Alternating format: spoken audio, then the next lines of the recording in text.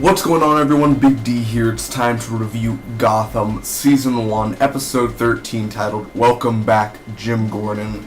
A lot of stuff happened in this episode. This is a spoiler review. If you've not seen the episode full, go to fox.com/Gotham, watch the full episode there. It should take me less than 2 minutes to recap the episode, pros and cons, give you my final score and opinion at the end. Real quick, I've been saying that I will be doing my Gotham's Finest podcast. I will try this week. It's my birthday week. I shouldn't be saying that right now. I mean, Gotham's more important. Birthday's tomorrow. But I will be trying at the end of the week to actually do the podcast. I've been meaning to do it. And it's just, if you have any questions of the podcast you want me to answer on the podcast, post it down below about this episode, the specific episode. Welcome back, Jim Gordon. So thank you guys so much. And hello. How are you doing? Happy Monday.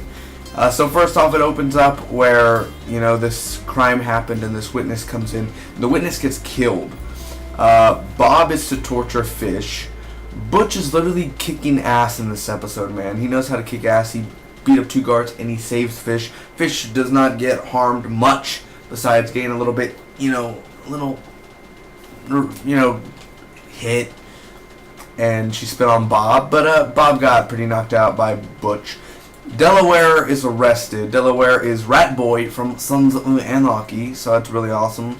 And I love how Harvey's just talking to Jim. He's like, "What are you trying to do? Make a statement?" Delaware is a cop also, and he's like, Jim is like, "Damn right I am," and he smashes the jail cell. And I was like, Jim Gordon, man, he's really all out there. I mean, he's not that, he's just, he's like Heisenberg, man. He's not that badass, man. So Penguin's mom is at Fish's bar, and Bruce is looking for Selena. He ends up giving this message to Ivy to go tell Selena to come see him. Harv and Jim find the stash, and Delaware is searching. He has a warrant. And basically, Winkler, which is the guy who got killed in the beginning, it's now pronounced a suicide. That's what they're saying. It's a suicide. Tell the wife it's a suicide. And Jim, of course, they're covering it up, and he's like, "No, that's not right, And, of course, the Commissioner Loeb has something to do with it. Well, this is where we get into a bunch of controversy there.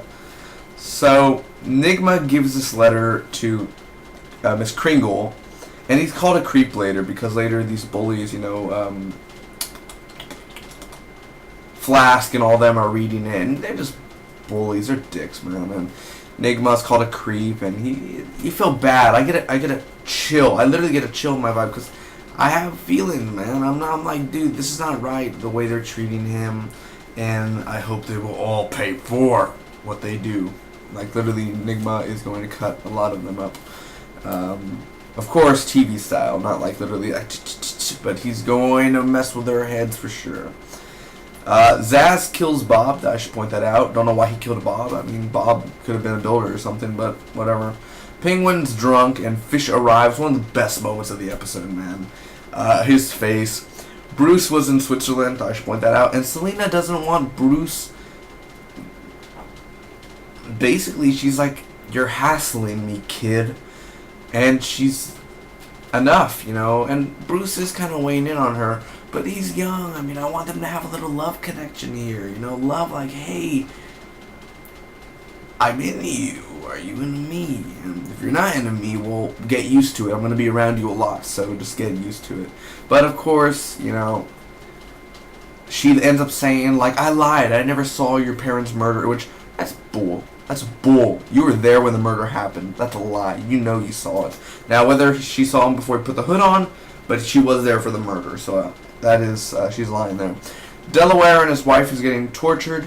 Zaz attacks Fish, and Butch is caught. Now, either Butch is dead, most unlikely.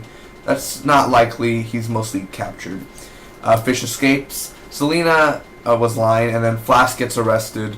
Fish is leaving, and she tells Bullock, which drove her to a dock, or the port, said, "If Butch is alive, you promise to take care of him," and he promised. So, overall, that was the episode, man. So, a lot of crap happened, and some of it was good, some of it was bad. Let's talk about it. Let me get started with my cons first.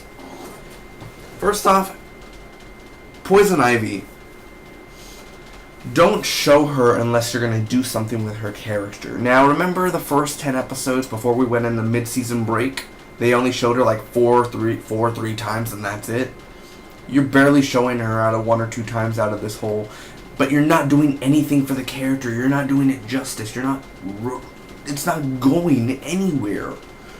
Don't show Ivy unless it's important to the story. That's all I ask. It's a waste of time. I nothing against the Ivy actress. I'm just saying, particularly the character. Oh, she's walking around the street right when Bruce is passing. Yes, like that was the exact right damn moment. You know, what are the odds? I'm just saying. The first 30 minutes were a little bit slow. Once Fish got out and she went to Penguin, it wasn't boring, but it was slow. But it picked up and it got intense. Enigma, and all of the characters just got more intense after the first 30 minutes. You were more immersed into the show, so really cool about that. The pros, the action in this, from Jim taking down Delaware to the gun firing. I mean, it's just perfectly. The effects and the action was super good, and it kept you in the moment. That's what I liked about it. The camera work. I love the camera work. I love how crisp it is. It's clear. It's juicy.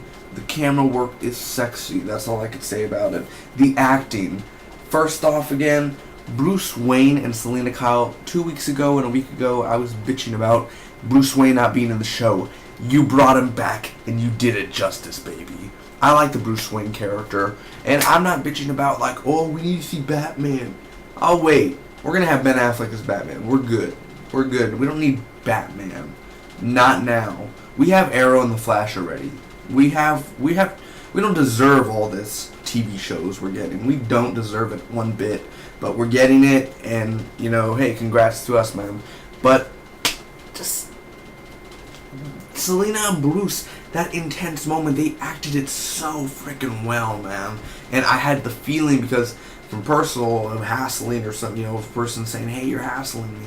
It's really intense, man. So I really enjoyed that. Nigma gets me all the time, man. I love his humor and I love his jokes, and I hope that Kringle and him get down right and sexy. Butch, I'm glad. I hope Butch is not dead, but if he's dead, then that's a sucky way to write him out, and that's a good way to write him out also. But Butch, man, we need you. We love you. # Butch. And Jim's attitude, just the acting and the way Ben McKenzie plays Jim, it's just so downright sexy. And the way he's Heisenberg, he's awesome. So, overall, I'm going to give Gotham Season 1, Episode 13, Welcome Back, Jim Gordan, an A-. That's a 9 out of 10. Thank you guys so much for watching. Hope all of you enjoyed. Comment down below. Let me know, what did you guys think about Gotham's episode tonight. And as always, if you love this review, or if you love this review, and if you hate this review, and if you love it again, hit that like button. I said love 3 times because why not? For my birthday gift, I'd like it if you guys could subscribe. And as always, the Spock be with you. Remember, post questions down below if you want to be me to answer it in my podcast, Gotham's Finest Podcast, coming sometime later this week. As always, I do The Flash, I do Arrow, The Americans, Justified, Parks and Recreation, Constantine, 12 Monkeys, Helix, King of the Nerds, way much more, and The Walking Dead, and sooner or later, Better Call Saul. As always, see you guys soon. Hope you enjoyed it.